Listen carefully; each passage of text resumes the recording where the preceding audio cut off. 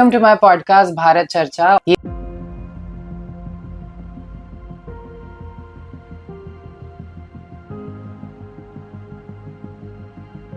आज के पॉडकास्ट के लिए मैं सुपर डुपर एक्साइटेड हूँ। ये कुछ ज़्यादा ही स्पेशल होने वाला है because we are talking about a person who is part of everybody's home and today we have that kind of personality and face with us who is absolutely incredibly talented. Let's just welcome Urvashi Upadhyay.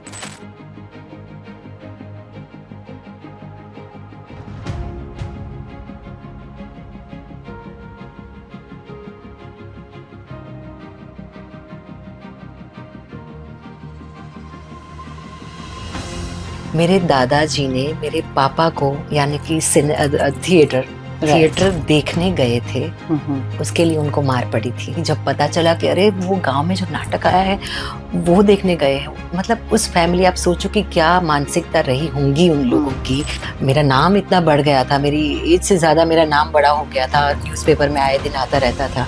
तो family में थोड़ा सा objection था कि ये क्या इसमें college जाते, मतलब इतना टैलेंट होने के बाद क्योंकि ये उनके उसमें ही नहीं था। अच्छा, ये उनके रूल्स के अगेंस्ट था। यस, तो उनको था, मेरी फैमिली को बहुत क्लियर था, तुम टीचर बन जाओ या प्रोफेसर बन जाओ, स्कूल कॉलेज में अच्छा सा 12 से 5 का जॉब करो और रोज तुम्हें बोलेंगे नमस्ते टीचर। कोई ऐसी चीज जिसने आपको चेंज करा हो राइट फ्रॉम द बिगनिंग, जब से आपने अपने आप को रिकॉग्नाइज करना शुरू करा?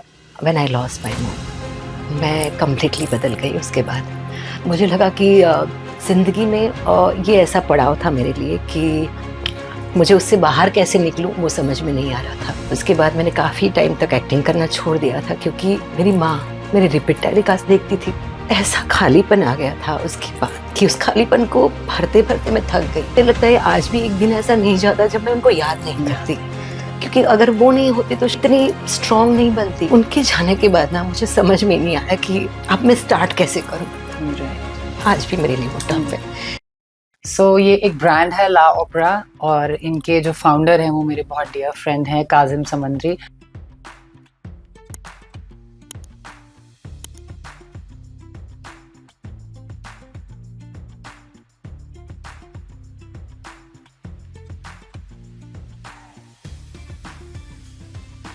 ऑल ओवर इंडिया में कैफ़े है, सो ये बिल्कुल वहीं से ही आपके लिए स्पेशली उन्होंने भेजा है।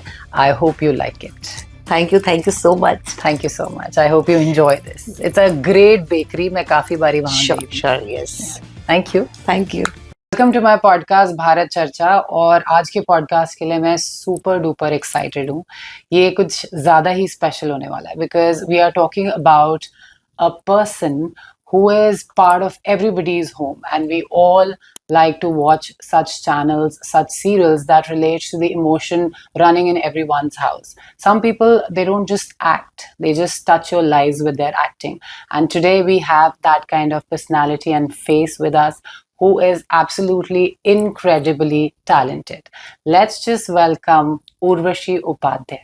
She's right here sitting with me, and today we are going to discuss a lot of things about her work, the industry that she is, and how she performs, what is her routine, her schedule, how people relate to her, and her journey. Let's hear from her right now. Thank you so much. नमस्कार।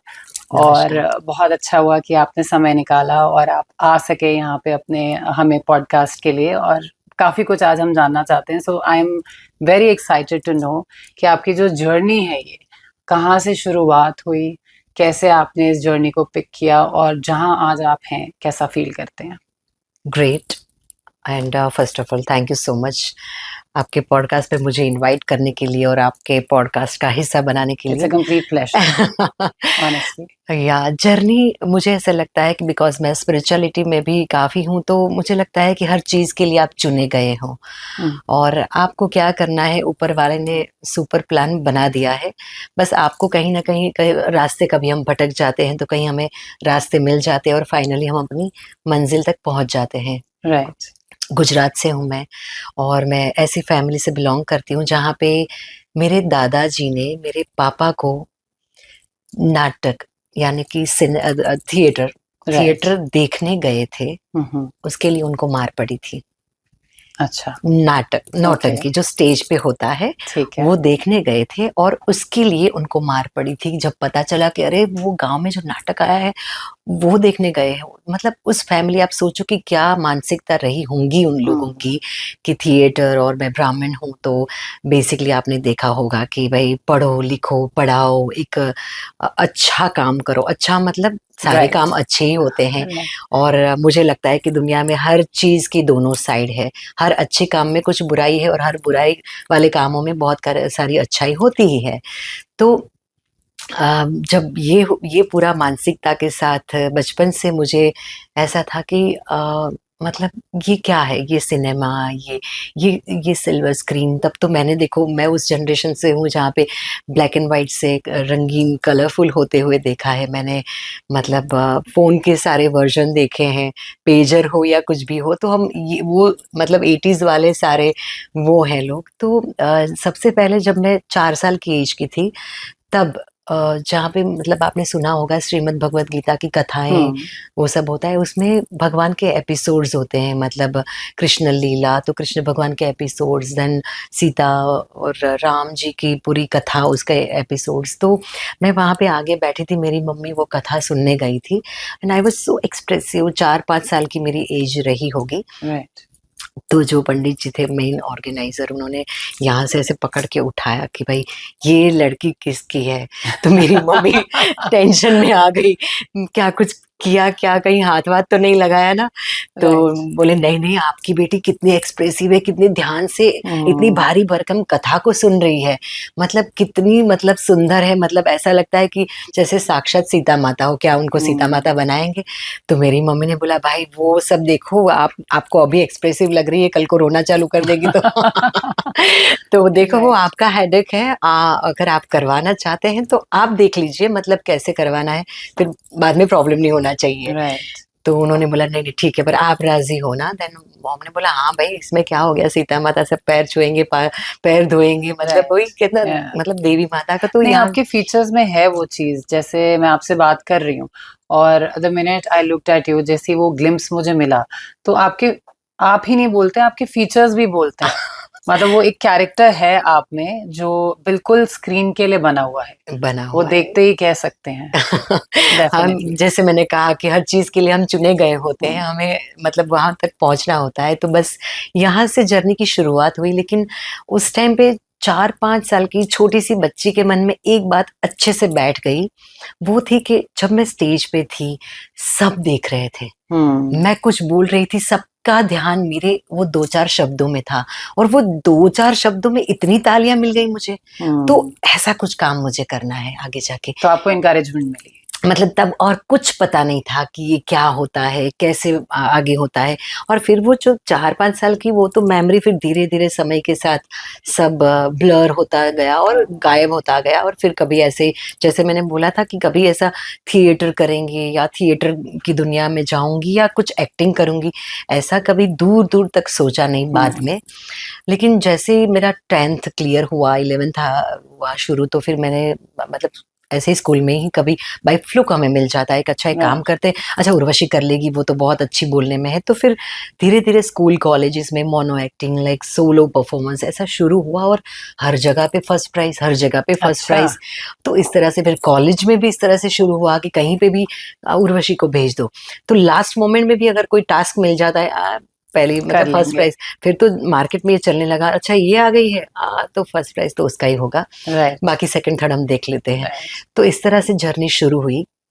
लेकिन ये बात तो थी school college की। लेकिन जैसे ही मैंने मेरा मास्टर्स शुरू हुआ, कॉलेज कंप्लीट हुई, देन मेरा नाम इतना बढ़ गया था, मेरी एज से ज़्यादा मेरा नाम बड़ा हो गया था, न्यूज़पेपर में आए दिन आता रहता था।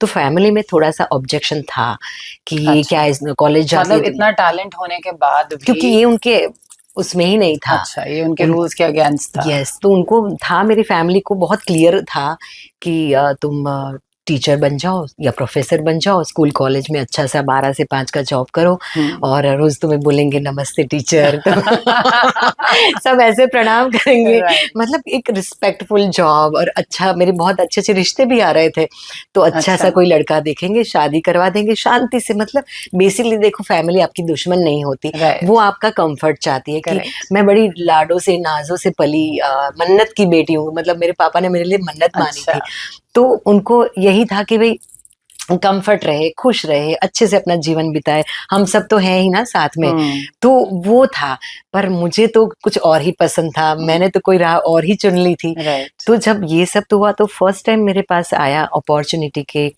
कमर्शियल ग्रुप से, थिएटर कमर्शियल ग्रुप से मेरे पे कॉल आया कि आप एक प्ले है, उसमें आपको काम करना है। और तब मुझे फैमिली ने बोल दिया साफ मना कर देना, खबरदार वहां जाके हाँ बोला तो। मैंने बोला अरे मुझे देखना है कि डायरेक्टर कैसा होता है। लाइक सोचो वो क्या मेरे में वल्नरेबिलिटी थी कि कमर्शियल प्ले का डायरेक्टर कैसा होता है, मुझे उनको देखना था। मैंने बोला ना बोल दूंगी, लेकिन मिलके ना बोलूंगी। तो बोला अच्छा ठीक है जाओ। और मेरा बड़ा भाई मेरे साथ में आया और वहां पे गए तो मुझे, तो उन्होंने हाँ ना कोई बात ही नहीं की, सीधा स्क्रिप्ट पकड़ा दिया, पढ़ के बताओ। सुना है आप बहुत अच्छा डायलॉग बोलती है। तो मैंने बोला अच्छा, पर मैं अब पढ़ के सुनाओ, मतलब पर वर कुछ नहीं ना। हाँ अच्छा, मैंने निकाला पढ़ा, बोले बहुत अच्छा वाचिक है आपका, वाचिक लाइक थिएटर में बोलते हैं।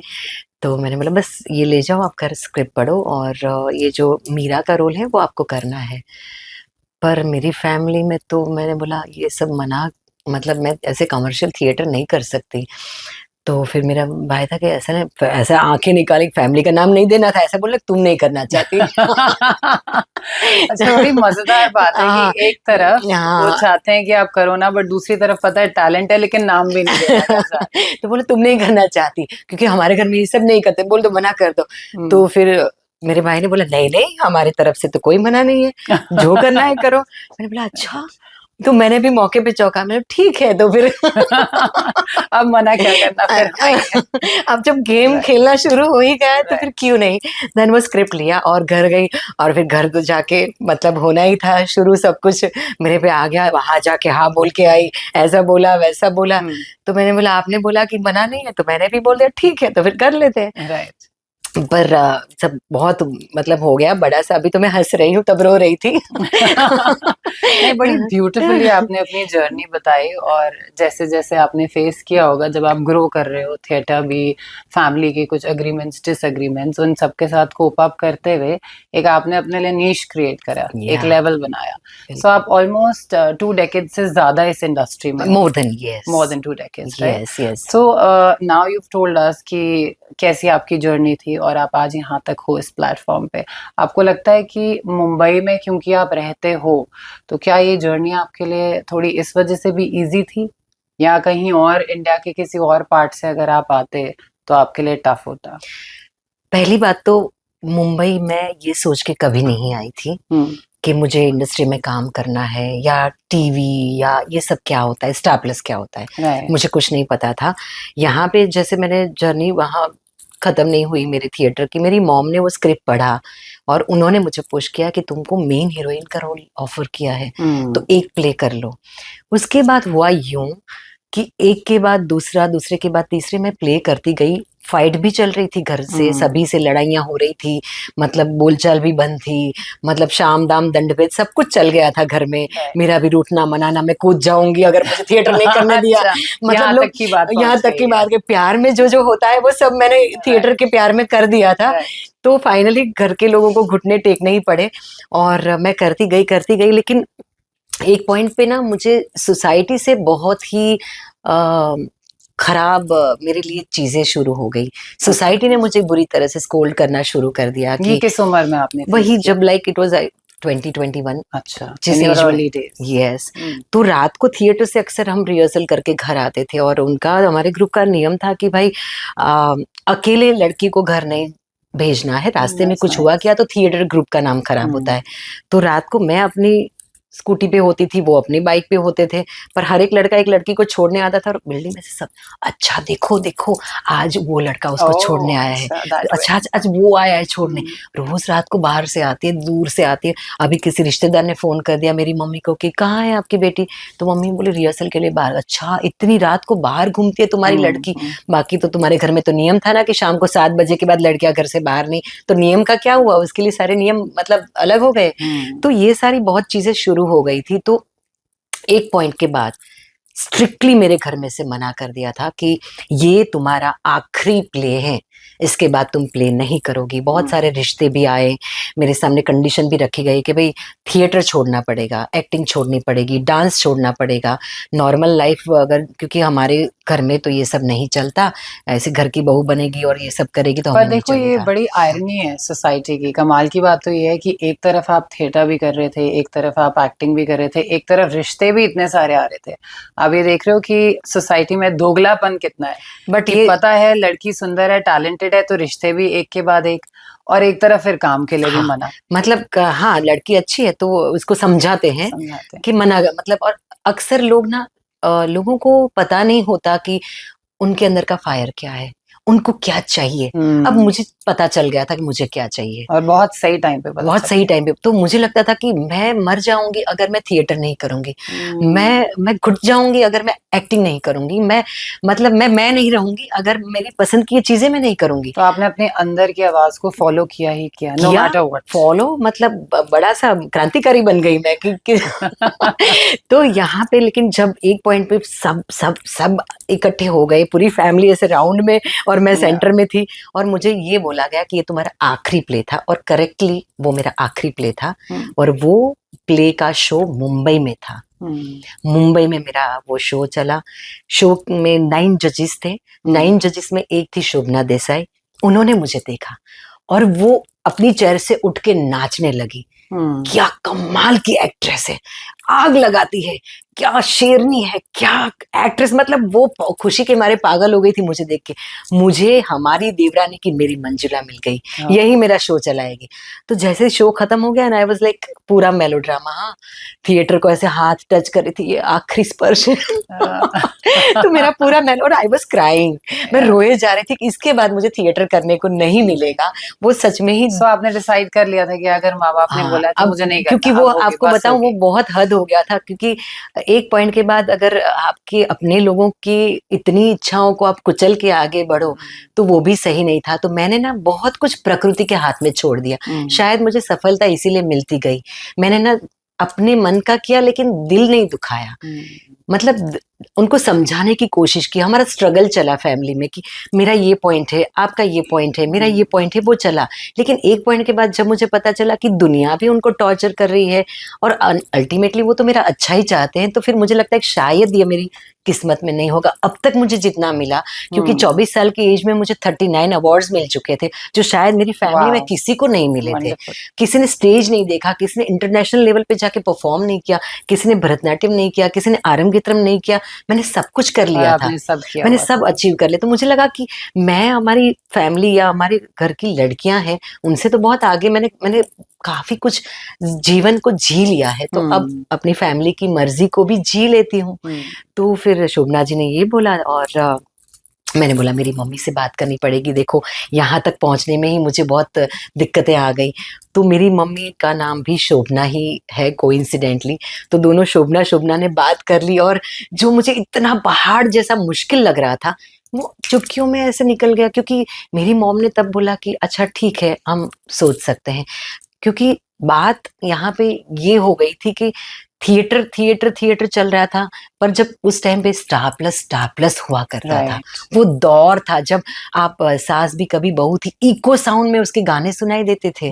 तो वो दौर था जब स्टार प्लस ने एक पूरा हलचल मचा रखी थी। माहौल था, वैसे माहौल था। एक बहुत माहौल था। जब पता चले कि स्टार प्लस से इसे मतलब ऑफर आया है, मतलब उसको ऑडिशन नहीं देना है, उसको कोई स्ट्रगल नहीं करना है, सीधा भगवान ने बोला कि अब बहुत हो गया स्ट्रगल, सीधा उठ के यहाँ पे चली जा, वो तेरी जगह है। सो बेसिकली आई थिंक आपकी जर्नी सुनते हुए मुझे लगता है जैसे अपना your destiny's child, God had already decided that okay even if she is trying to give up because of her family, तो इनके लिए तो रास्ता बनाना ही पड़ेगा। जैसे मैंने बोला कि आपको देख के लगा कि आप एक खुद में ही एक कैरेक्टर में हो, शायद आप थिएटर के लिए ही बने हो, शायद आप शोज के लिए ही बने हो। सो आई एम श्योर ऐसे ही कॉस्मोस में सोचा होगा कि नहीं, इनको यहाँ नहीं रोकना, आगे बढ़ते जाना है। तो बस यहाँ से मेरी जर्नी शुरू हुई। हमारी देवरानी मेरा पहला शो स्टार प्लस में शुरू हुआ, मतलब जहाँ पे मुझे कोई स्ट्रगल नहीं करना पड़ा, जहाँ पे सीधा मतलब कोई ऑडिशन वाला और सीधा मतलब शुरू हुआ। तो इतना बड़ा कैमरा मैंने फर्स्ट टाइम देखा, अच्छा ये कैसे एक्टिंग करना है। एक्टिंग आती थी but theatre is different and camera is different, आपको पूरा आपका गणित चेंज करना पड़ता है। तो क्या डिफरेंस है इसमें, थोड़ा सा कुछ बताएं। या थिएटर इज लाइक ऑडियंस इस तरह से होती है, तो आप ये अगर ज्योमेट्रिकली आप समझे तो इस तरह से होता है, लेकिन कैमरा ये होता है, मतलब इतनी फ्रेम में आपको सब कुछ कर लेना होता है। और थिएटर में आपको बड़ी बड़ी हैंड मूवमेंट्स करने पड़ते हैं, बड़ी बड़ी आंखें, तब जाके लास्ट तक आपके एक्सप्रेशन, बॉडी लैंग्वेज, आपकी आवाज, हर चीज। तभी तो थिएटर वालों की आवाज बहुत बुलंद होती है, क्योंकि वो लास्ट सीट पे भी बैठे हुए बंदे को अच्छे से उनकी एक्सप्रेशन या वो इंजॉय कर सके। बेसिकली एंटरटेनमेंट के लिए तो हम करते हैं, तो उनको वही मजा आए। जब ये कैमरा इतने ही में ही, तो आपको करना तो वही है, लेकिन बस ये फ्रेम में रह के करना है, तो जो हिलना डुलना वो सब थोड़ा सा आपको मूवमेंट आपकी रिस्ट्रिक्ट हो जाती है। तो it was not easy, because देखो लोगों को लगता है कि अरे वाह, इसको तो सीधा थिएटर से यहाँ आने को मिल गया। कुछ भी इजी नहीं होता।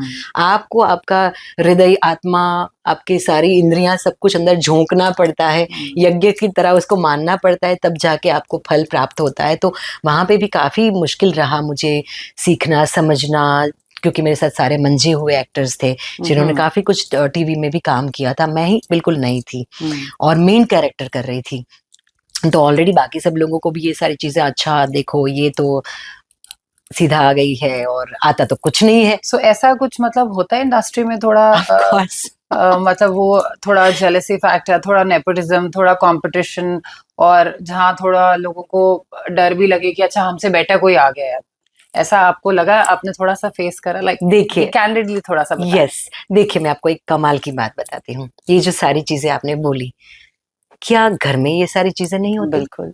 हाँ, कौन सी ऐसी जगह है जहाँ पे ये सारी चीजें नहीं होती? पर क्या यहाँ थोड़ा ज्यादा होता है? बिल्कुल नहीं, हर जगह सब कुछ वैसा ही होता है। जहाँ पे हम अपने आसपास देखते हैं, नई बहू होती है, पुरानी बहू होती है, तो उनको लगता है अच्छा ये मुझसे बेटर ना कर। हर आप एक छोटे से, अच्छा स्कूल में देख लो, कोई नया बच्चा आता है, अच्छा ये टीचर का फेवरेट हो जाएगा। मैं हर जगह होता है, एवरीवेयर ये सारी चीजें होती है।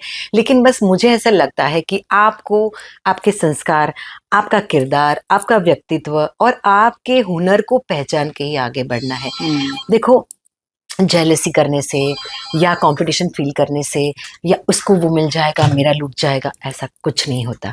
जो आपकी किस्मत में लिखा है, जो आपके टैलेंट में है, मतलब वो कहीं नहीं जाएगा। चांद कभी नहीं बोलता कि अरे मैं सूरज से जेलस करूंगा, वो तो मुझसे ज्यादा चमकता है, क्योंकि रात में चांद चमकता है, दिन में सूरज चमकता है। तो हर किसी का समय होता है चमकने का, उस समय पे वो चमक लेता है। सूरज कभी नहीं जेलसी करता है चांद से कि सबको चांद को तो बड़ा खूबसूरत मानते हैं, क्योंकि वो रात को चमकता है। भाई हर एक के चमकने का एक समय है। तो आप मान लो कि आप क्या हो, आप चांद हो, सूरज हो, तारे हो, कि क्या हो। तो जहां मुझे लगता है आपसे बात करके कि डेफिनेटली आपकी वो बॉडी लैंग्वेज में ना एक पॉजिटिविटी झलकती है, आप वो पूरी पर्सनालिटी में एग्ज्यूड करते हो, कॉन्फिडेंट भी बहुत हो। सो आई एम श्योर वो कॉस्मोस में कहीं ना कहीं गॉड ने भी आपके लिए हेल्प करा कि नहीं, इस बच्चे में क्लैरिटी है, इसको वो चीज चाहिए।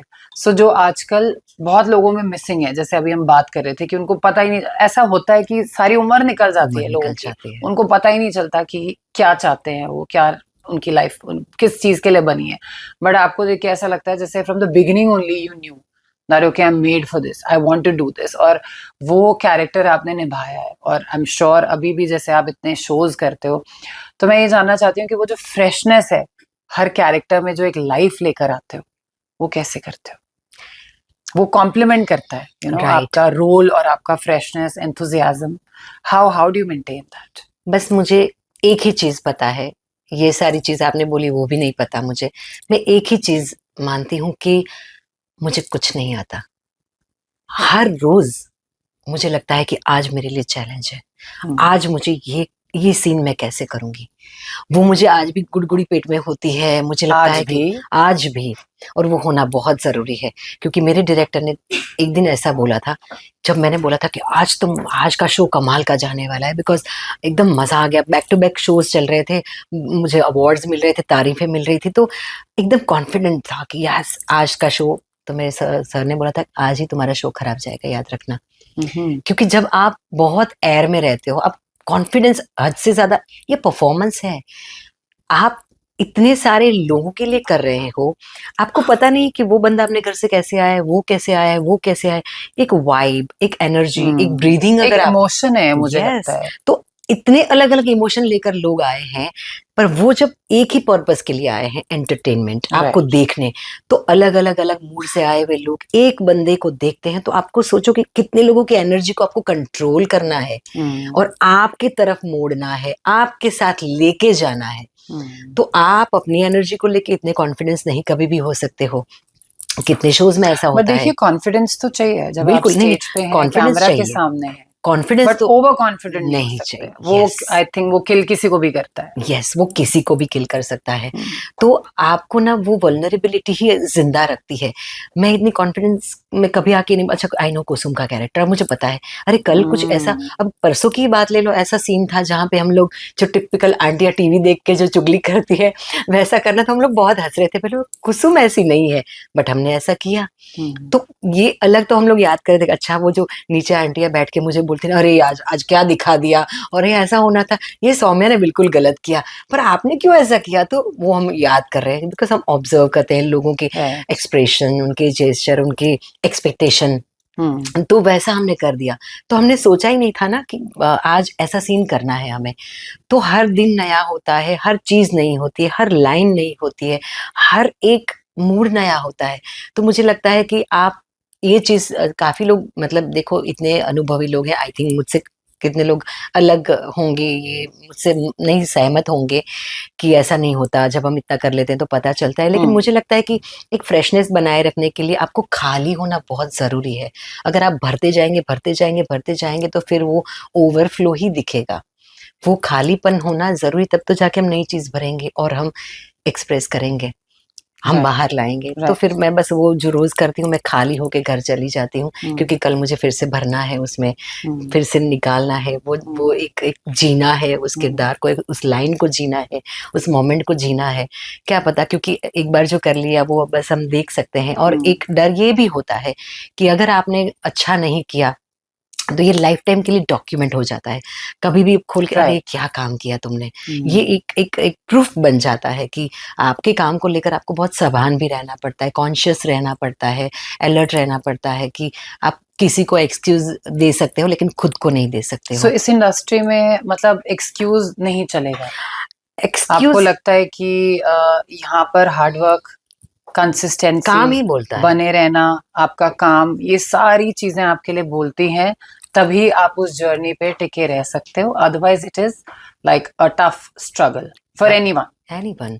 और काम ही बोलता है। और मुझे लगता है कि किसी का एक्सक्यूज तो भूल जाओ, लेकिन आप जब खुद को देखते हो तो आपको खुद को भी तो जवाब देना है कि ये तुमने क्या करके आ गई, ये तुमने क्या नहीं, ये डायलॉग ऐसे नहीं बोलना चाहिए था, इसको थोड़ा सा और अच्छे से बोलना चाहिए था, थोड़ा सा और होमवर्क करना चाहिए था। ऐसा कभी लगा आपको अपने मुझे तो रोज ही लगता है। ये हमें बैठ के ऐसा नहीं लग रहा, क्योंकि हमें बहुत अच्छा लग रहा है आपसे सुन के, और आपके फेशियल एक्सप्रेशंस देख के, आपकी कैंडिड कॉन्वर्सेशन सुन के।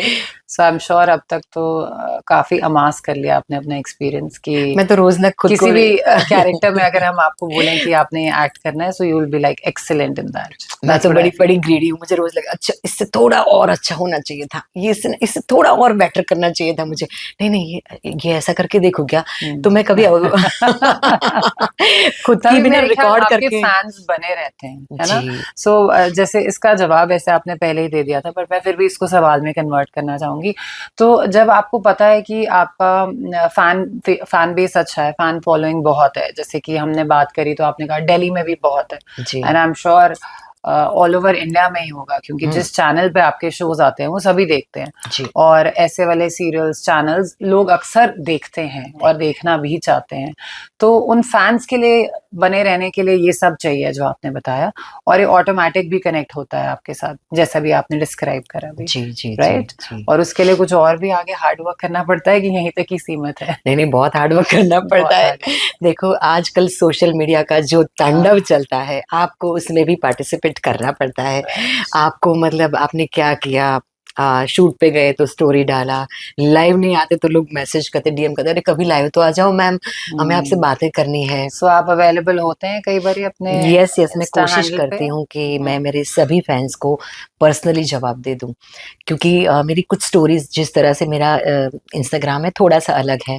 मैं मोटिवेशनल लाइंस बोलती हूँ एंड में जय श्री कृष्ण बोल के उसको ख़त्म करती हूँ कि चलो कृष्णा का नाम मेरे से इतनी बार बुलाया जाए, और जितनी बार वो चलेगा उतनी बार वो मेरे खाते में जमा होगा, वो नाम कि मैंने कृष्णा का नाम लिया।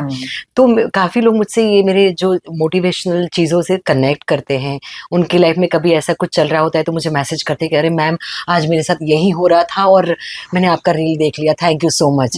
तो कोई किसी को ताना मारना होता है तो मेरा रील मिल जाता है तो अपने So उसको स्टेटस वो यूज कर लेते हैं। वो यूज कर लेते बिल्कुल। हैं।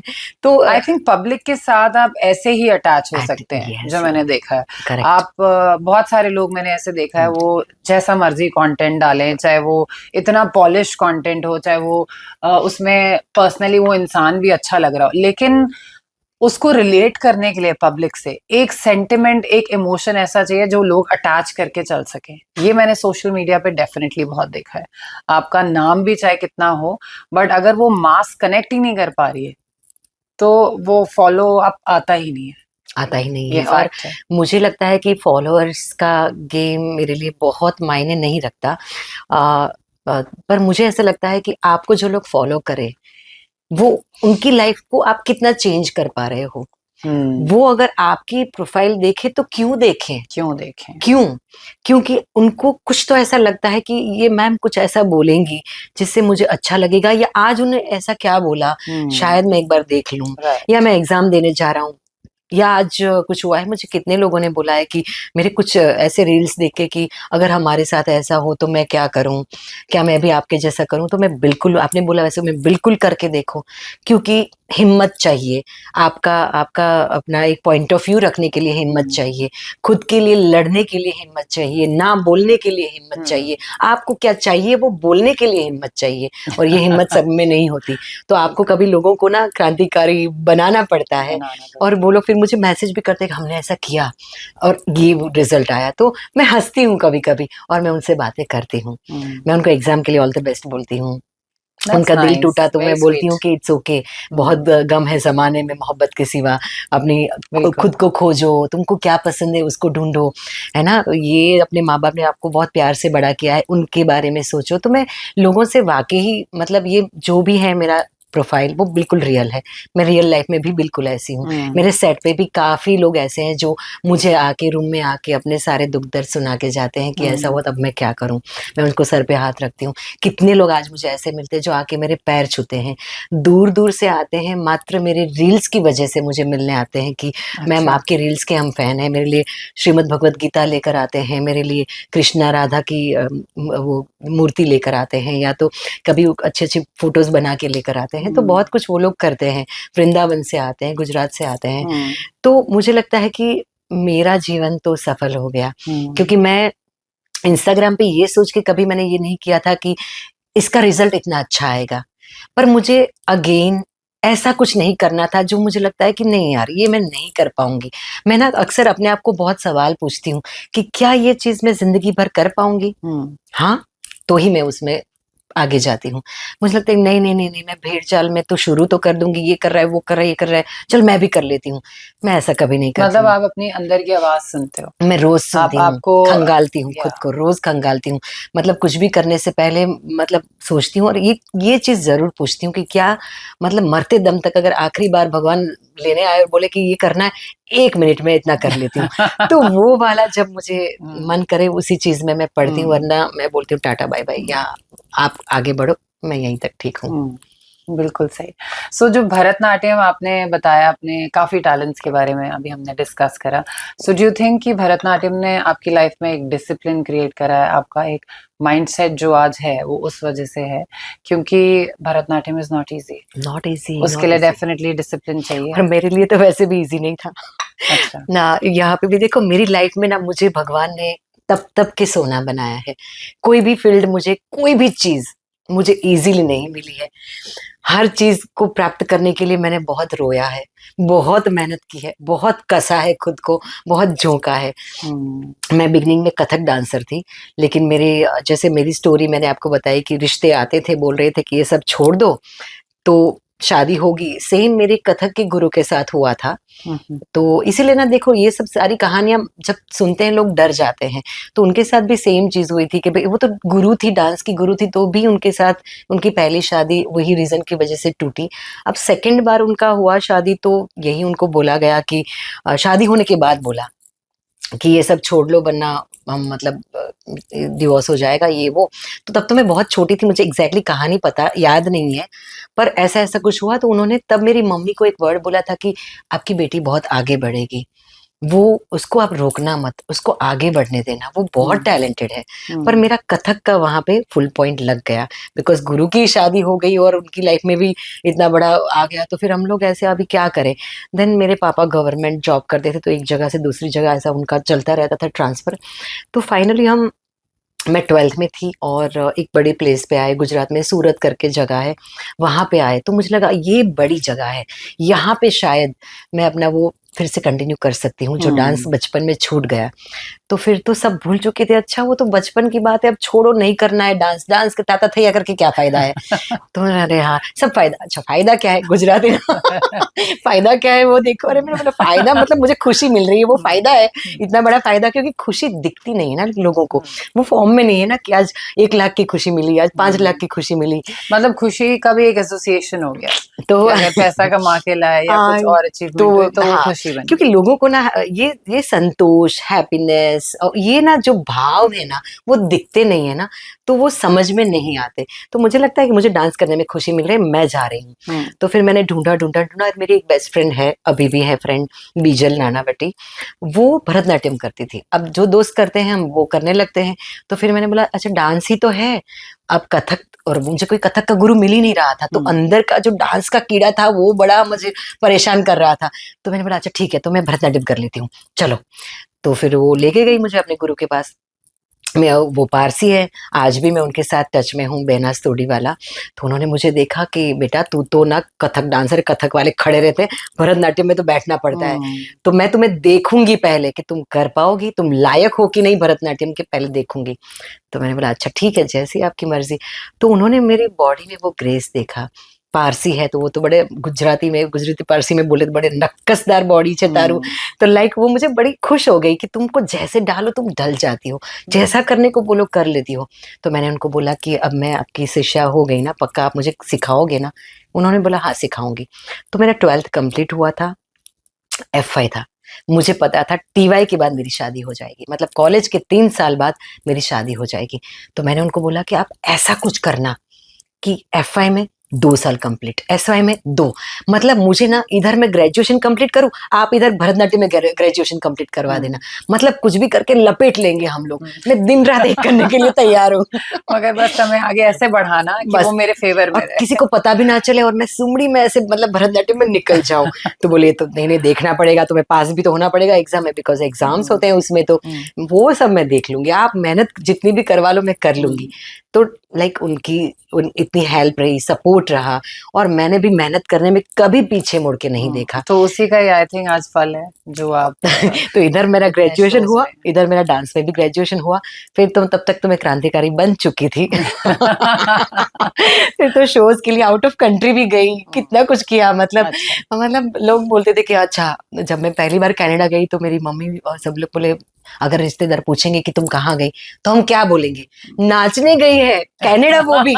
मैंने बोला हे भगवान, ऐसा नहीं, ऐसा बोलना इंडिया को रिप्रेजेंट करने गई है, राइट। ऐसा बोलना। मैंने बोला शब्दों को थोड़ा तुम अच्छे से, पूरे भारत को रिप्रेजेंट कर रही है। और सच में वही था, इंटरनेशनल यूथ फेस्टिवल था, तो इंडिया को ही रिप्रेजेंट करने गई थी मैं। सो आज मैं देखती हूँ, अगर आपने उस वक्त अगर एक छोटी उर्वशी ने ये बात मान ली होती अपने पेरेंट्स की कि आपको स्क्रीन के सामने नहीं आना, एक्टिंग आपका करियर नहीं हो सकता, थिएटर में वो जान नहीं है, सिर्फ पढ़ लिख के या टीचर बने, डॉक्टर बने, या कुछ भी जो उनके माइंड में था जी। सो एक किस्म से देखा जाए, माँ बाप तो डेफिनेटली अच्छा सोचते हैं हम सबके लिए, जी। लेकिन कहीं ना कहीं मुझे अब ऐसे आपसे बात करके लग रहा है कि एक वो कैरेक्टर माइनस हो जाता है इंडस्ट्री में से, जिसको आज हम इतना अप्रिशिएट करते हैं, उनको वॉच करते हैं। सो आई थिंक थोड़ा बहुत पेरेंट्स को भी कहीं ना कहीं सपोर्ट करते हुए चलना चाहिए। जो बच्चों में टैलेंट है, जरूरी नहीं कि वो डॉक्टर हो तभी वो टैलेंटेड हो, या वो वकील हो तभी वो टैलेंटेड हो। सो आई एम ग्लैड कि आपने अपनी जर्नी को उस तरीके से लिया कि आपने पहचाना आपको क्या चाहिए, और आपने यू मेड श्योर कि मैं इस रास्ते पे चल रही हूँ, और प्लस आपकी डेस्टिनी ने भी आपको बहुत हेल्प करा इसको अचीव करने में। मुझे लगता है कि देखो, पेरेंट्स, आज के पेरेंट्स के लिए मैं खास ये कहना चाहूंगी कि बच्चों को वो बहुत प्रोटेक्ट करते हैं। शायद मेरे मम्मी पापा ने पूरी थाली मुझे परोस के दे दी होती। मुझे एनएसडी आना था, 12th के बाद मैंने कोशिश की थी, तो मुझे मना कर दिया था कि अरे मतलब एक्टिंग सीखने की कॉलेज में कौन जाता है। तो मतलब यहाँ वहां से मैंने, अच्छा ठीक है, तो वो तो बहुत बड़ा वाला रिएक्शन आ गया था, नो मतलब बिग नो, ये से अच्छा है तुम नॉर्मल करो ग्रेजुएशन। तो मतलब जहाँ पे मुझे वो विरोध मिला, मुझे पता था कि मैं यहाँ पे सही हूँ, मुझे करना है। एक अंदर से ना एक फायर था अपने आप को प्रूव करने का, फैमिली को वो बताने का कि मैं क्या हूँ। मतलब मुझे ना फैमिली से शिकायत है, अगर मुझे उन्होंने बहुत प्रोटेक्ट किया होता ना, तो शायद आज मैं ये नहीं बन पाती। ये बात आपने बिल्कुल सही बोली है कि आजकल के पेरेंट्स ना ओवर प्रोटेक्टिव हैं। मतलब अगर वो बच्चा कुछ एक्सपेरिमेंट करना चाहे, वो अपना टैलेंट आगे रखना चाहे, तो उससे पहले पीछे से इतनी आवाजें आ चुकी होती हैं उसे प्रोटेक्ट करने के लिए, वो एक्सपेरिमेंट कर ही नहीं सकता। और वो करना चाहे तो उसको घबराहट इतनी हो जाए, पता नहीं जैसे उन्होंने क्या सहन किया हो। मुझे लगता है कि जब तक आप सहन नहीं कर रहे, उस रास्ते पे जा नहीं रहे, आप वो सोना बनोगे कैसे? और छोटी बातों को इतना अप्रिशिएट करते हैं, तो वो बच्चा तैयार ही नहीं होता आगे की नाकामयाबियों के लिए। वो थोड़ा सा एक्सेप्ट ही नहीं कर, फिर थोड़ा सा भी अगर वो गिर जाता है तो वो डिप्रेशन में चला जाता है। और यहाँ पे मुझे डिप्रेशन कभी हुआ ही नहीं। मुझे लगता था कि छोटी छोटी खुशियों में मैं इतनी खुश हो जाती थी, और अपनी लाइफ में छोटे छोटे अचीवमेंट मुझे बड़े बड़े लगते थे, क्योंकि मुझे लगता है कि आज मैं ना ये अवार्ड दिखा दूंगी घर वालों को, आज ना मैं ये करके दिखा दूंगी। तो आजकल के बच्चों में ये चीज मिसिंग है। आज मैं खुद ऐसी, मैं माँ हूँ, मेरा बच्चा अभी 10th में है बड़ा, उसके लिए उसको मैंने बोल दिया है, तो तुम्हारा 10th क्लियर होगा ना, 5,000 भी महीने में मिले, ऐसी जॉब करने चले जाना वैकेशन में। सो उनको रियलिटी वैल्यू होना चाहिए। 1 रुपया कैसे आता है घर में, माँ बाप सब दे देते हैं, इसका मतलब ये नहीं कि आप मतलब उस चीजों के लिए तैयार ना हो, क्योंकि माँ बाप को ही तैयार करना होता है। देखिए रामचंद्र को भी उनको आश्रम में रह के ही पढ़ाई करनी पड़ी थी, भले वो इतने बड़े दशरथ के मतलब इतने तपस्या के बाद पैदा हुए पुत्र थे, उन्होंने तो यज्ञ किया तब जाके ये पैदा हुए थे। तो भी उन्होंने नहीं सोचा कि अरे हमने तो इतनी मन्नत की, इतने यज्ञ किए, अब तो हमारे बेटों को हम प्रोटेक्ट करके रखेंगे। नहीं, राक्षसों से लड़ाई करने भी भेजा उन्होंने, बाकायदा नॉर्मल बच्चों के साथ जिस तरह से आश्रम में रह के पढ़ते हैं, मेहनत करते हैं, वैसे ही उनको भेजा। तो मुझे लगता है कि जिंदगी की सच्चाई सबको देखनी चाहिए, तभी जाके आपको पता चलता है कि आगे जाके कैसे जूझना है। और मेरे ख्याल वो रास्ते भी तभी क्रिएट होते हैं, जब तक आपको पता ही नहीं आपको अपना रास्ता बनाना कैसे, तो उस पर चलना भी क्या ही सीखोगे आप, क्या ही सीखोगे। बिल्कुल। तो आप अभी इस शो में हैं मंगल लक्ष्मी में, और मैं जानना चाहती हूँ विच इज दैट शो जो सबसे आपके क्लोज है हार्ट के, जो सबसे नजदीक है, जिसमें आपको लगता है कि this has my heart entirely. कौन सा ऐसा शो रहा है आपके 20 ईयर्स से भी ज्यादा जर्नी में? मुझे लगता है कि देखो, जब आपका पहला प्यार तो पहला प्यार होता है। हमारी देवरानी वॉज माई फर्स्ट शो, और लकीली मैंने सारे किरदार बहुत अलग अलग किए हैं। नेगेटिव ज्यादातर किए हैं, लेकिन नेगेटिव में भी काफी कुछ करने को मिलता है। तो हमारी देवरानी मंजुला ने मुझे, इसलिए वो मेरे हृदय के बहुत करीब है। और ऑफ कोर्स इसकी बात भी मैं करूंगी, कुसुम की बात, बिकॉज ये दोनों पोल अपार्ट है। मंजुला इतना नेगेटिव कैरेक्टर था कि मैं बाहर निकलती थी तो लोग मुझे मारने आते थे। मेरी मम्मी को बोलते थे कि आपकी बेटी को बोलो ऐसा रोल ना करे, मतलब पाप लगेगा, ये वो। मैं उस मतलब 20 साल पहले की बात कर रही हूँ, तब लोग दादियाँ मतलब सीनियर सिटीजन बैठ के देखते थे, कितना परेशान करती, कितनी बुरी है, जय श्री कृष्ण बोलती है, जय श्री कृष्ण बोल के भी भगवान का नाम भी बदना मतलब मुझे जो गालियां पड़ती थी, बोले इसको तो कोई लड़का नहीं मिलेगा, शादी नहीं होगी, ये नहीं होगा, कैसी है। तो मतलब मैं बहुत हंसती थी, मजे लेती थी कि मतलब मैंने अपना काम अच्छे से किया। बिल्कुल, ये इनकी मेरे दिमाग नफरत। में यही चल रहा था कि अगर लोग आपको उस तरीके से देखते हैं, आपके क्रिटिक हैं, तो इसका मतलब आपका काम A1 है, तभी वो आपको अप्रिशिएट चाहे किसी शब्दों में कर रहे हो, बट वो अप्रिसिएशन ही है। हाँ, और बाद में जब शो भी खत्म हुआ 5 साल के बाद, तो सब बोल रहे थे अब बोलना, ऐसा रोल ना करें, बड़ी मुश्किल से बाहर निकली है जैसे कोई मतलब बड़े गैंग से बाहर आई हो ना वैसे मुझे देखा जाता था। तो Manjula is always close to my heart. मैं तो ऑलवेज स्टार प्लस को विनंती करती हूँ कि भाई सीजन 2 भी बनाओ। तो आज भी मैं उतनी शिद्दत से फिर से मंजुला का कैरेक्टर करना चाहूंगी। एंड अब बात करते हैं कुसुम की। कुसुम इतना पॉजिटिव कैरेक्टर है जो मुझे लगता है कि पूरी टेलीविजन में कोई भी शो में इतनी पॉजिटिव सास आज तक नहीं दिखाई। मतलब अब तक की बात करें, इतने टाइम से जो हम देखते आए हैं, क्योंकि जिस तरह से वो मंगल के साथ खड़ी रही ढाल बनकर, अक्सर हमने देखा है कि भाई स्त्री की दुश्मन होती है, politics and plotting and planning and ये वो किचन पॉलिटिक्स क्या क्या कुछ नहीं, हमने सब देख लिया मतलब। पर यहाँ पे एक स्त्री ही दूसरी स्त्री को अच्छी तरह से समझती है, ये मैसेज सोसाइटी में गया है कि एक सास जो एक्चुअली अपनी बहू को अपने आगे की उत्तरदायित्व समझती है कि मैं जब नहीं रहूंगी तो मेरे घर को चलाने वाली ये रहेगी। मतलब एक लेगेसी होती है ना, एक हम धरोहर पास ऑन करते हैं, तो वो बोलते हैं कि मेरा घर, कुसुम ने ये सोचा कि मेरा घर मैंने अब तक इस तरह से चलाया, आगे मंगल चलाएगी तो वो इतनी अच्छी तरह से चलना चाहिए। तो मंगल को हर तरह से ढालती है, सिखाती है, समझाती है तौर तरीके। दोनों इतने एक्सट्रीम रोल्स आपके रहे हैं, एक जगह इतना नेगेटिव, एक जगह इतना पॉजिटिव, और अपने ही वे में सोसाइटी ने दोनों चीजें बहुत अप्रिशिएट करी हैं। सो इन रोल्स में आने के लिए आई एम श्योर बहुत एफर्ट भी लगता होगा, या आपको लगता है कि बस ये एफर्टलेसली आपका कैरेक्टर आ जाता है जब आप स्क्रीन पे होते हैं? देखिए, लोगों की सोच में होता है लिमिटेशन एक्टर को लेकर। एक्टर का कोई लिमिटेशन नहीं होता। लोग सोच लेते हैं कि अच्छा इसने नेगेटिव किया है ना, अब पॉजिटिव नहीं कर पाएगी, अच्छा इसने कॉमेडी किया है ना, अब सीरियस नहीं कर पाएगी। तो वो लोगों की सोच की लिमिटेशन है, हमारी नहीं। बट आप लिमिटलेस हो। या एक्टर को आपको किसी भी किरदार में डाल दिया जाए, on the contrary her actor ऐसा चाहता है कि कुछ नया करने को मिले। हर एक्टर जब हम बैठते हैं तो यही बात करते हैं कि अरे यार हमने ये शो 4-5 साल चला, ये क्योंकि मैंने काफी लंबे लंबे चलने वाले शोज किए हैं। उसके बाद एक डीडी नेशनल का भी शो मेरा काफी लंबा चला। तो हम जब शोज लंबे चलने वाले शोज और डेली सोप है, तो अक्सर आप कहानी के साथ चलते हैं, आप समझ लो रोजमर्रा की जिंदगी की बातें करते हैं। तो फिर हमें लगता है कि अब कुछ ऐसा करने को मिल जाए जो कुछ हटके हो, जो टेलीविजन में नहीं दिखाया हो, कुछ ऐसा करने को मिले जो मतलब आपको अनकंफर्टेबल कर दे, आपको लगेगा कि अब मैं इसको कैसे करूं।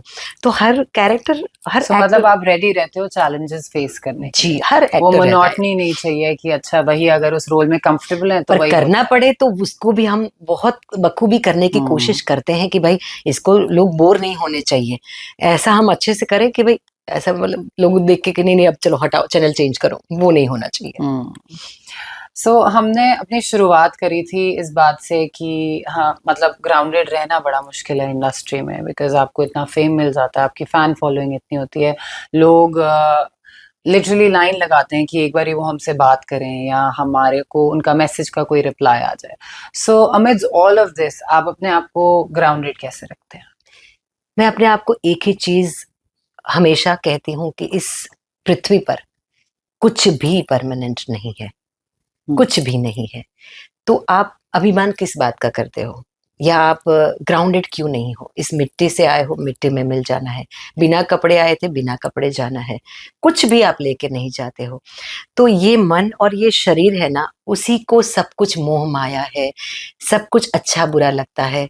तो और मैं जितना मैंने ग्रंथों को पढ़ा है, मुझे लगता है कि मेरे में जो तत्व है वही तत्व सामने में है, और हम सब एक ही सुपर पिंड, एक बड़े से पिंड के गोले से बने हुए सारी आत्माएं हैं। तो किस बात का मैं अहंकार करूं? तो ये बोलने की बात नहीं है, मैं सच में ही ऐसी हूं कि भाई मेरे सेट पे या कहीं मेरे, आप कभी भी किसी से भी पूछो तो उर्वशी मतलब मुझे कितने लोग मुझे बोलते हैं कि बस कर, थोड़ा सा तो दिखा, अरे तू मतलब आशीष भी मुझे बोलता है कि बस इतनी बातें नहीं करनी, आप थोड़ा सा साइड में रहो।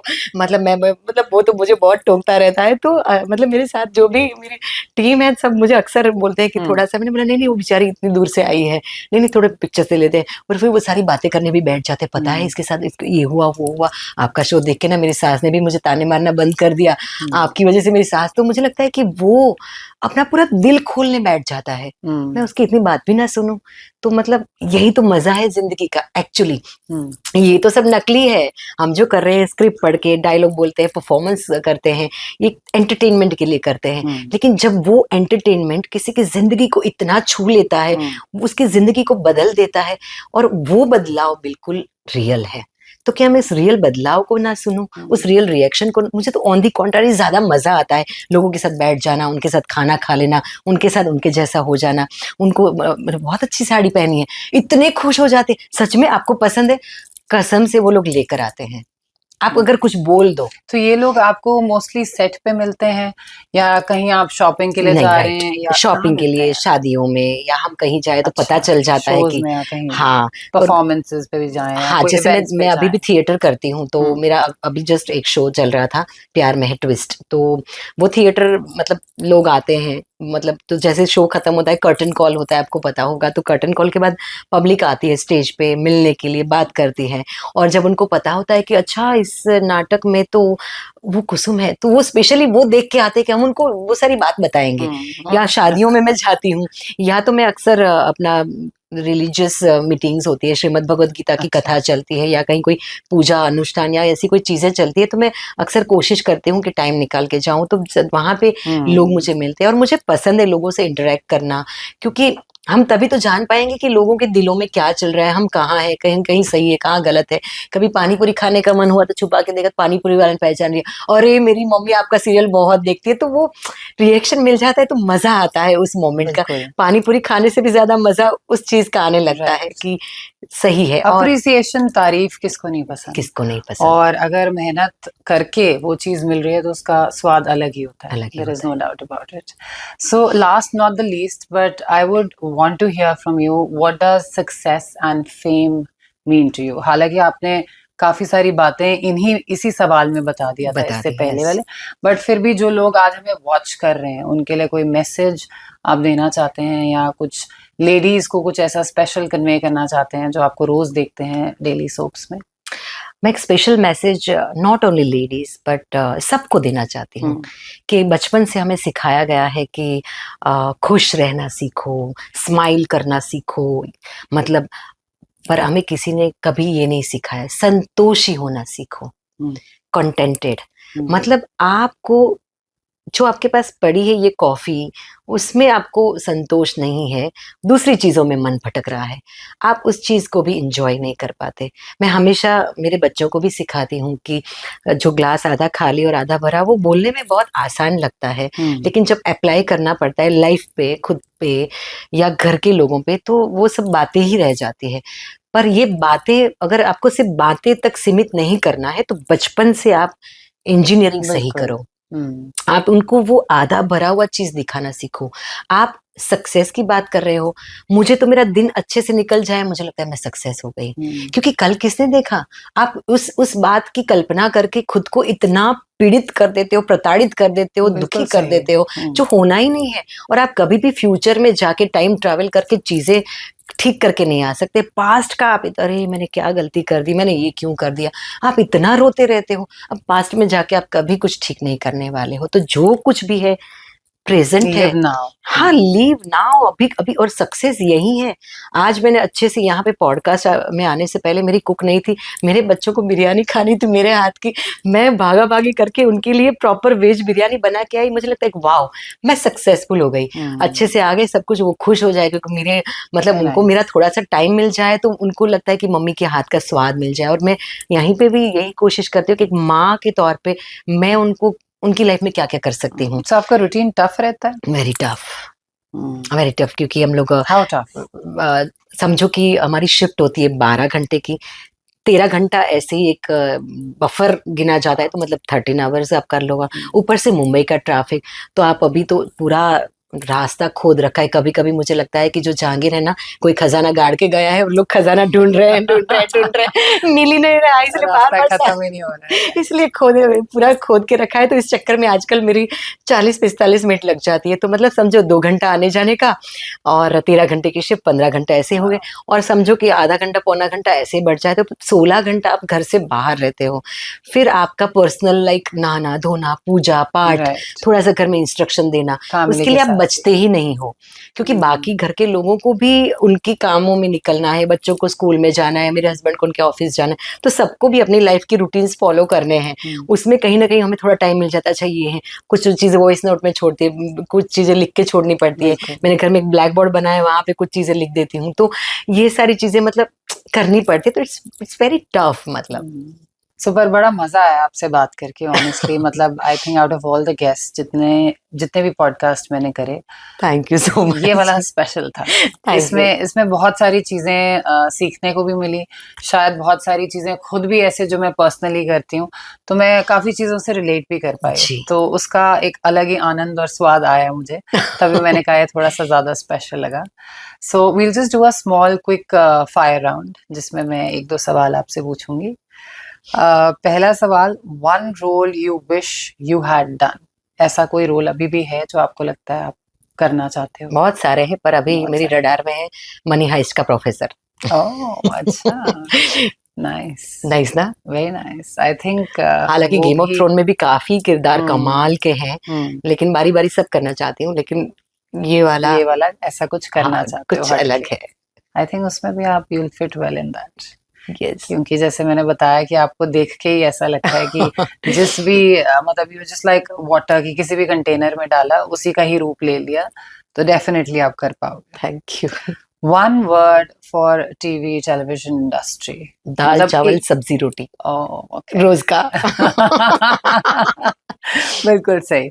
सो फेम और पीस, दोनों ही, दोनों ही चाहिए। दोनों ही, दोनों। इनकी गाड़ी ये पैरेलली चलती आप रहनी बताओ चाहिए। किसको फेम नहीं चाहिए? देखो इंस्टाग्राम पे आए दिन लोग, अरे मेरे इतने लाइक। बिल्कुल, मतलब फेम तो अभी ऐसा हो गया कि ऑक्सीजन हो गया है लोगों के लिए। ऑक्सीजन हो गया। तो इतना सारा नहीं है मेरे लिए, बट हाँ, क्योंकि इस पाथ पे चल चुके हैं, तो फेम इसीलिए भी जरूरी है कि हम जो कर रहे हैं उसकी वजह से लोग जाने, वो वाला फेम। रिकग्नाइज भी होना चाहिए, यस, क्यों और नहीं, हार्ड पीस वर्क। इसीलिए कि भाई पीस ना हो तो लाइफ में कुछ भी नहीं ठीक वो चलता, फेम भी फिर अच्छा नहीं कुछ लगता। नहीं अच्छा लगता।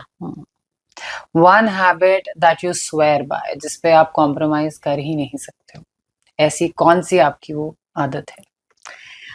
काफी सारी मेरी कोई आदतें भी हैं। रूटीन हो आपका जैसे जो। मुझे दिया जलाए बिना निकलना हम्म, पसंद नहीं है, और उस पे मैं कॉम्प्रोमाइज नहीं कर सकती। आउट ऑफ कंट्री हो तो भी अपने साथ थोड़ा सा लेके जाती हूँ, जिसकी वजह से मुझे काफी कभी सुनना पड़ता है कि अरे आग लग जाएगी पानी के। तो मतलब वो दिया जलाए बिना मुझे कभी निकलना पसंद नहीं है। बहुत खूब। रात को भी अगर लेट 3:30-4 बजे पैकअप होता है, मेरा 2 नियम है, मैं जो सबको सिखाती हूँ। घर से दिया जला के निकलो, पूरा दिन भगवान ने आपको अच्छे से अच्छा दिन गया। रात को कितने भी लेट क्यों नहीं आओ, क्योंकि भगवान ने आपको ऐसी लाइफ दी है ना। राइट, अभी हमारी जो ये जिस तरह की जिंदगी है, 15-16 घंटे की लाइफ है, तो घर वापस आओ, भरे 2:30-3 बज के, एक दिया जलाओ, हाथ जोड़ो, बोलो भगवान को कि थैंक यू, आज का दिन आपने हमें बहुत अच्छे से, हमने दिन जिया, बहुत अच्छे सब कुछ किया, और इतनी खूबसूरत लाइफ के लिए थैंक यू। तो एक थैंक यू नोट एक सुबह के लिए निकलो और रात का, ये 2 चीजें मैं कभी मिस नहीं करती, चाहे कोई भी टाइम हो। वंडरफुल। और एक आखिरी सवाल, कोई ऐसी चीज जिसने आपको चेंज करा हो राइट फ्रॉम द बिगनिंग, जब से आपने अपने आप को रिकग्नाइज करना शुरू करा है? कोई एक चीज है? When I lost my mom, मैं कंप्लीटली बदल गई उसके बाद। Sorry to hear that. मुझे लगा कि जिंदगी में ये ऐसा पड़ाव था मेरे लिए कि मुझे उससे बाहर कैसे निकलूं वो समझ में नहीं आ रहा था। उसके बाद मैंने काफ़ी टाइम तक एक्टिंग करना छोड़ दिया था, क्योंकि मेरी माँ मेरे रिपीट टेलीकास्ट देखती थी। मुझे हमेशा बोलती, अरे आज तुमने कितनी अच्छी साड़ी पहनी है। वो बार बार रिपीट टेलीकास्ट देखना, वो हर चीज़ को अप्रिशिएट करना, वो समझना, मेरी बक सुनते रहना, मतलब सीन अच्छा नहीं किया तो उसको बोलना। ऐसा खालीपन आ गया था उसके बाद कि उस खालीपन को भरते भरते मैं थक गई। मुझे लगता है आज भी एक दिन ऐसा नहीं जाता जब मैं उनको याद नहीं करती, क्योंकि अगर वो नहीं होती तो शायद मैं आगे नहीं बढ़ती, वो नहीं होती तो मैं शायद इतनी स्ट्रांग नहीं बनती, क्योंकि उन्होंने मुझे बहुत अच्छे से बड़ा किया है। जब एक स्ट्रांग लेडी, एक स्ट्रांग मदर आपको बड़ा करती है तो आपको क्लैरिटी सिखाती है जीवन की, आपको क्या नहीं करना है वो सिखाती है। तो उनके जाने के बाद ना मुझे समझ में नहीं आया कि अब मैं स्टार्ट कैसे करूं। राइट। तो आज भी मेरे लिए वो टफ है, कंप्लीटली मुझे बदल दिया उस।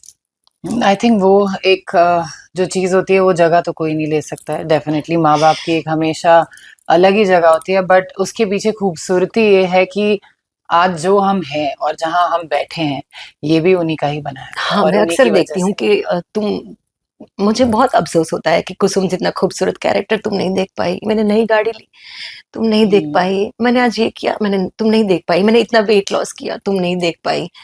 तो मुझे बहुत सारी चीजें हैं कि तुम ये नहीं देख पाई, वो नहीं देख पाई, ये नहीं कह सकी, वो नहीं कह सकी। बट हमें पता नहीं होता, शायद हमारे जो लव्ड वंस होते हैं वो बस मैं हमें ऊपर से ही इसी में ना आशीर्वाद समझ दे हूँ, देते बाकी सब चीजों में समझदार हूँ। यही चीज आती है तो मैं ना समझ बन जाती हूँ कि मुझे वो चाहिए, बस चाहिए मुझे ये सिंपैथी ऐसी जो समझाते हैं बच्चों को कि हाँ ऐसा है। मैं यहाँ पे मैं ना समझ, मुझे चाहिए तुम देखो, मुझसे बात करो। तो अभी भी ऐसा कभी होता है, मेरे बर्थडे में आ जाती है सपने में, तो मुझे लगता है कि ये सपना खुले नहीं, ये सुबह ना हो, मैं सपना देखती रहूं। एनीवेज तो ये थोड़ा सा अभी उनकी एक्चुअली 16 अप्रैल आ रही है, तो थोड़ा सा मैं ज़्यादा, वैसे भी अप्रैल आता है तो मैं बहुत ही हो जाती हूँ नर्वस कि सारी चीज़ें फिर से होंगी।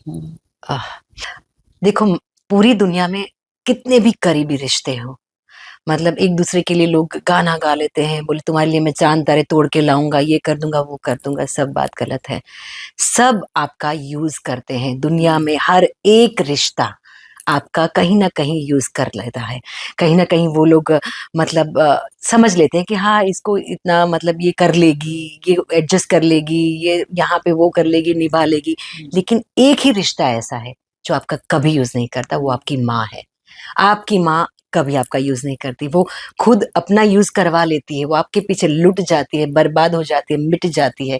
क्योंकि माँ ही ऐसी है जिसने अपने शरीर में से एक पूरा शरीर पैदा किया है, 2 आंखें, बाल, नाक, कान, हाथ, पैर, उंगली, नाखून, स्किन, व्हाट नॉट।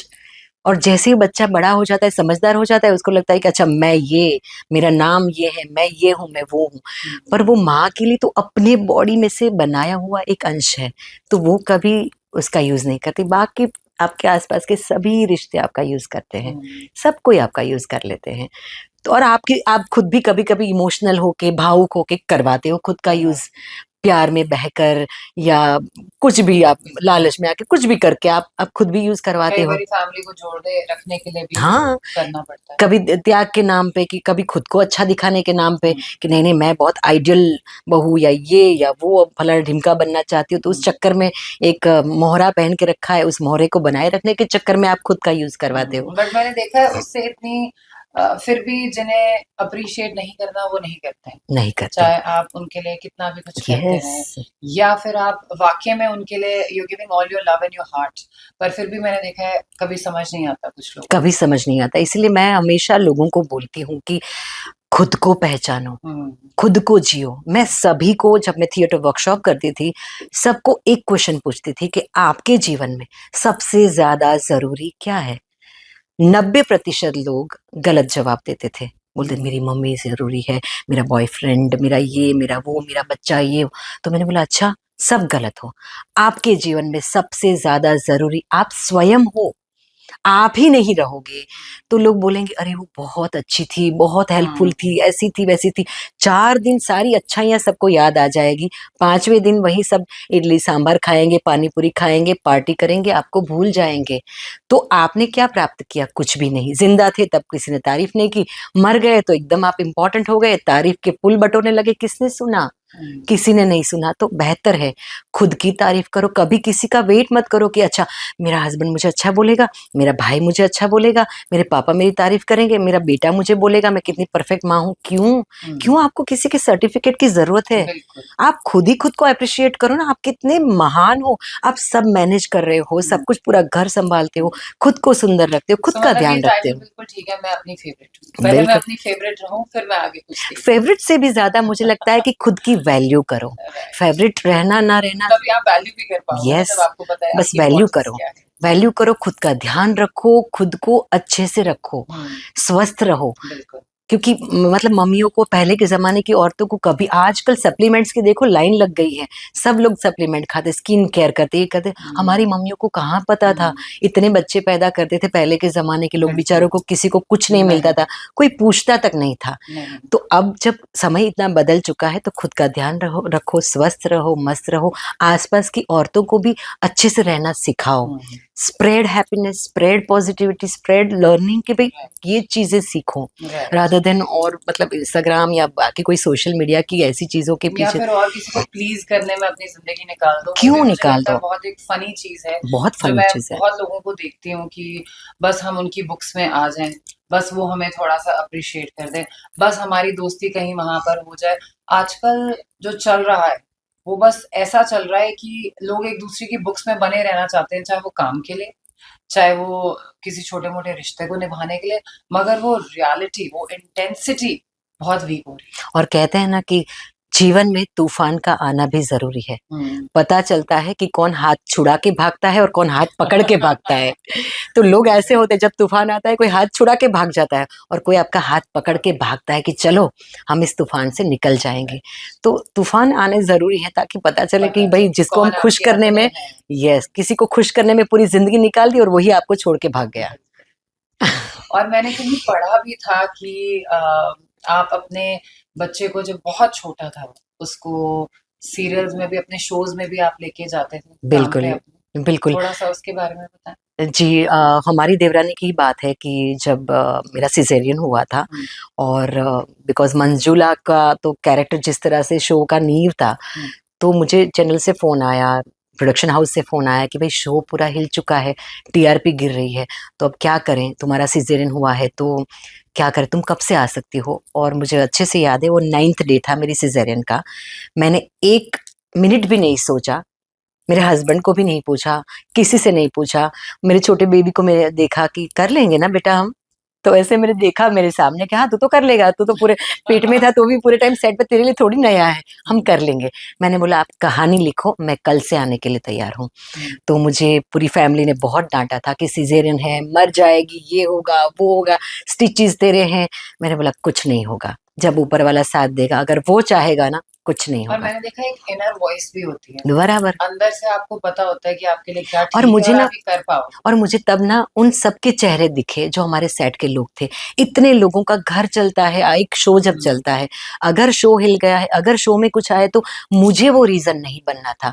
मुझे जो मेरी खुशी जिंदगी में आई थी, एक बच्चा आया, इतनी खुशी आई, उस खुशी को कितने सारे लोगों के दुख का कारण नहीं बनाना था कि अरे तो मेन था, ये था, वो था, वो डिलीवरी। हाँ, तो मतलब उनका बेबी आया और शो बंद हो गया, मुझे ये कभी नहीं सुनना था। मुझे ये सुनना था कि कुछ भी हो जाए मैं सबसे आगे खड़ी रहूंगी, मैं मेरा 100% दूंगी कि शो चले, अच्छे से चले, मैं वो रीजन ना बनूं जहाँ पे लोग कहीं दुखी हो या किसी की चेहरे पे वो मायूसी आ जाए जिसका कारण मैं या मेरा न्यूबॉर्न बेबी बने। मुझे ऐसा क्यों लगता है कि नेक्स्ट टाइम शायद कहीं मैं आपसे मिलूं तो आप एक मोटिवेशनल स्पीकर भी हो सकते हो बहुत बड़े मंच पे, ऐसा तो नहीं किसी अपनी ही कोई पॉलिटिकल पार्टी रखी हो और लोग आपको वोट कर रहे हैं। मुझे पॉलिटिक्स में काफी आ गया है, पर मैंने, मुझसे नहीं होता, मतलब मुझे वो नहीं आएगा, पता चला कभी अपनी पार्टी के लिए कुछ बोल दिया।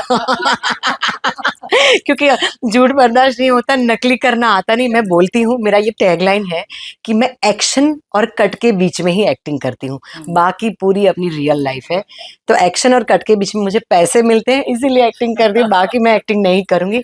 बाकी कृष्णा है, श्रीमद् भगवत गीता को मैं फॉलो करती हूँ, तो मैं बोलती हूँ कृष्णा को कि तुमने तो लाइफ में जैसे अटपटी चीजें की है, थोड़ी बहुत सिखा देना, लेकिन धर्म को साथ में लेके नहीं, उसको कहीं अधर्म के रास्ते पर नहीं। तो मुझे लगता है कि हाँ, मोटिवेशनल स्पीकर बन सकती हूँ, क्योंकि मैं ऑलरेडी काफी लोगों की नजर में बन चुकी हूँ। और आपके सीरियल से भी आप मोटिवेट करते हैं, जैसे आप बताते जी हैं लोग आपसे रिलेट करते हैं, वो अपनी कहानियां आपके साथ करते हैं। जी। सो जाहिर है कि वो जो भी आप परफॉर्म करते हो या जैसा भी आपका स्टेज पे स्क्रीन कैमरा के सामने है, तो लोग डेफिनेटली इमोशनली और ऐसे अटैच होते हैं आपके? मुझे एक अवार्ड फंक्शन में गई थी और एक बाउंसर थी जो कब से मेरे आगे पीछे घूम रही थी, क्योंकि उसको मुझसे कुछ प्राइवेटली बात करनी थी। तो फाइनली मैंने बोला कि मुझे वॉशरूम जाना है, तो बोले मैम आपके साथ मैं आती हूँ। तो मुझे लेके चली, जैसे हमने वॉशरूम का दरवाज़ा खोला वो मेरे पैर में गिर गई और रोने लगी। तो मैंने उसको उठाया, पहले तो हग कर लिया, आँसू-आँसू पूछे क्या हुआ बहन? बोले आपकी वजह से आज मैं ये काम कर पा रही हूँ। हुँ। आपको देखकर मेरी सासू माँ बदली है। आप जितना मंगल को सपोर्ट करते हो, उसको देखकर मेरी सासू माँ, जो घर में खाने की प्रॉब्लम थी लेकिन मुझे काम नहीं करने दे रही थी, उनका हस्बैंड बेड रिडन था, बहुत बीमार था। तो बोले मेरे हस्बैंड की हालत इतनी खराब, दवाइयों के पैसे नहीं थे, घर में हालत इतनी खराब थी। लेकिन आपको देखकर कि आप किस तरह से मंगल को पहला स्वाद के लिए घर से बाहर भेज रहे हो, कैसे दही खिला के आपने भेजा। तो ये एपिसोड देख के फिर मैंने मेरी सास को ताना मारा, देखो मंगल की सास कितनी अच्छी है। उसको तो वो मतलब मुझे लगता है कि ये बड़ी कमाल की मोमेंट थी। मैं उसको हग करके मुझे भी साथ में रोना आ गया कि मतलब ये कितनी अच्छी बात है कि किसी की ज़िंदगी अगर हम बदलने में सफल रहे तो क्या बात है। मतलब ये कितनी बड़ी बात है, हमने किसी की लाइफ़ को इतना चेंज कर दिया। यही तो है जीवन का, मुझे लगता है कि ध्येय है, या तो यही तो हम कहते हैं कि हमारी जीवन की सफलता है।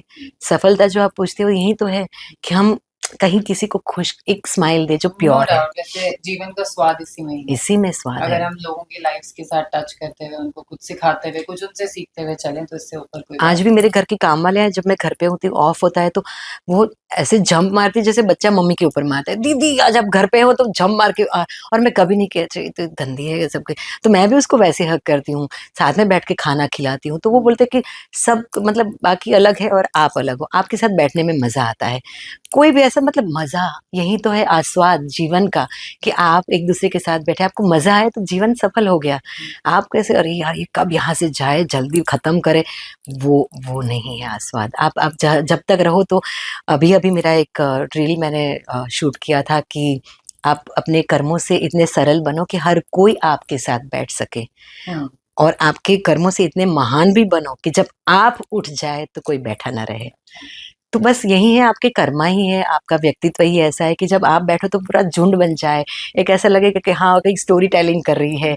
मतलब लोग ये भी बोलते हैं बहुत बक-बक करती रहती है, बहुत ज्ञान बाँटती है। लेकिन कुछ भी हो, लोगों को मज़ा आता है तभी तो वो बैठते हैं। बैठते हैं। और आप जब उठ के चले जाए तो बोला अच्छा ठीक है अब हो गया, सभा बर्खास्त। पर आपसे बात करके बहुत अच्छा लगा, और जितना कुछ भी इस पूरे एपिसोड में आज हमारी कॉन्वर्सेशन रही है, वो आई थिंक 100 ऑन 100 इतनी कैंडिड रही है, और वो बहुत लोगों की लाइफ से रिलेट भी होता है। Definitely. And I am sure इस एपिसोड से बहुत लोगों को बहुत कुछ सीखने को भी मिलेगा, और उतना ही प्यार और बढ़ेगा जैसा कि लोग आपको पसंद करते हैं और जैसा वो देखना चाहते हैं। और मैं चाहती हूँ कि हमारे कमेंट सेक्शन में स्पेशली लोग कमेंट करें कि वो आपको नेक्स्ट कौन से रोल में खुद वो देखना चाहते हैं। वाओ! मैं भी आपकी जो इच्छा है वो तो है ही, लेकिन वो अपनी इच्छा क्या डालना चाहते हैं, मैं वो पढ़ने के लिए वेट करूंगी। Yes, Thank you so much for thank being you, here thank you. on our show. It was wonderful having you, honestly. Thank you so much Thank for you. Having me. Thank you.